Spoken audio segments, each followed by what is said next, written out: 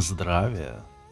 Статья 83. Президент Российской Федерации назначает председателя правительства Российской Федерации, кандидатура которого утверждена Государственной Думой по представлению президента Российской Федерации и освобождает от должности. Это непосредственно директор их ХСШной фирмы. Крутого шутника Менделя сняли, поставили Мишустина и началась война. Телевизор делает из него крутого управленца и решателя по жизни. Видимо, кто, если не Путин, будет следующим. Помню, депутат Федоров рассказывал, что приносят на подпись президику ряд кандидатур. Видел несколько подписанных назначений на разные там посты в условном «Газпроме». А вот законов подписанных не видел. Но еще бы, они же в отличие от стада, знают, как мир устроен.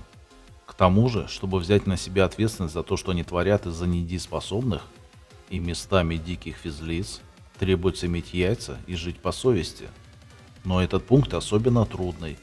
Они же источник всех бед населения и предпочитают воровать в три рыла. Дачи себе строить с бункерами и подземными хоккейными коробками. По ящику на днях показали, как посадили чиновника, 4 года в Питере отвечавшего за распределение субсидий по жилплощади. За это время он построил себе дачу за миллиард. Получил штраф чуть больше сотки миллионов и срок. Выйдет, будет в шоколаде. А канцелярские шалавы на местах рассказывают прихожанам, что ничего вы никогда от государства не получите. Стойте еще миллиард лет в очередях. А назначенные местные главные чиновники в лучшем случае вообще не вырубаются в тему происходящего, на которую их посадили. А еще к ним надо умудриться попасть. Это в Союзе ты заходил к ним, когда требуется. А сейчас на проходной дай им персональные данные по непонятной причине. И жди, пока тебя встретят. То ли совпадение, то ли им пора всем в тюрьму. Либо они недееспособны, не соответствуют занимаемым должностям. Либо в теме и доле, так сказать. Мы даже не представляем уровень коррупции. Или, как сказал Солнцеликий, у них нецелевое расходование средств.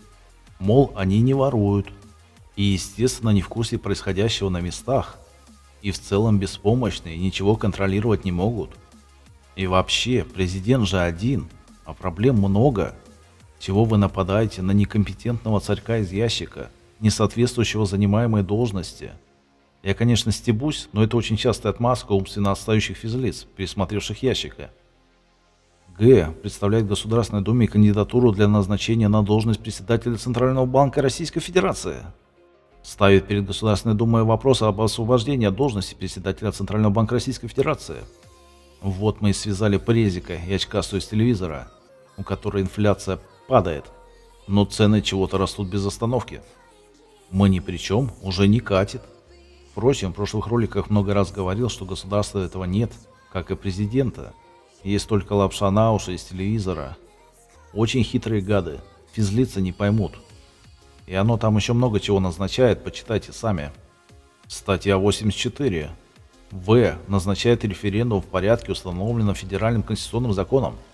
То есть, если бы было особое желание легализовать и создать государство, они бы могли.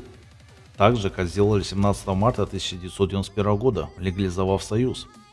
Но у нас стадо в лучах экрана голубых допереть до этого не может уже более 30 лет. Подписывает и обнародует федеральные законы. Ага, попался. Законность требования пошла. Это намек для тех, кто в теме. Статья 86. Ведет переговоры и подписывает международный договор Российской Федерации. Еще раз, но уже на международном уровне. Или междуанальном, как они это 100 лет назад придумали. Понаделав тут сотни анальностей из десятков народностей. И сегодня успешно их стравливают. Разделяй и властвуй. Всем добра, здоровья, процветания и денег.